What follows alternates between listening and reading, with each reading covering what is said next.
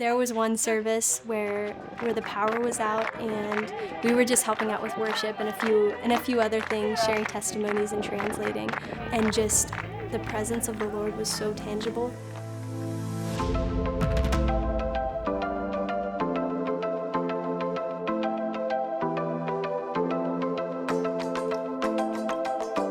I went to a missions trip to Spain. I went on the missions trip to help unreached people group. And I went on a missions trip to Savannah, Georgia during spring break. We got to work with Life Bridge Inner City Ministry. I was a part of the missions team to Honduras this summer. We were serving the local church called Refugio de Esperanza. We did some street evangelism. We served in local churches, and we went to homes where there are women who have been rescued from human trafficking.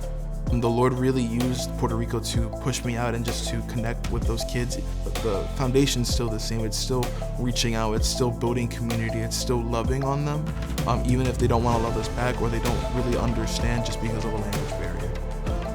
I had the opportunity to sing with a bunch of students and also just worship with a bunch of faculty and staff at certain schools and just get to speak into the lives of students.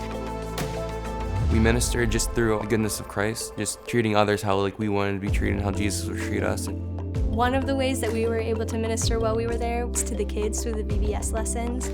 We were teaching them all the attributes of who God is and who we are in Christ. A lot of the families welcomed us into their homes, and we were able to either encourage them or share the gospel with them. There was an opportunity for a lot of our group and our team to go and reach out to the different children, and from literally every corner you saw everybody on our team just interacting and speaking life into those children. But they were also speaking life into us, and they were telling us their testimonies.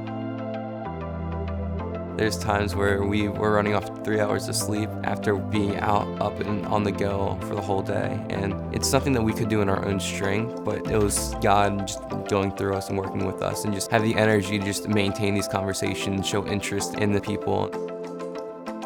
The biggest faith-growing step was just making the choice to go.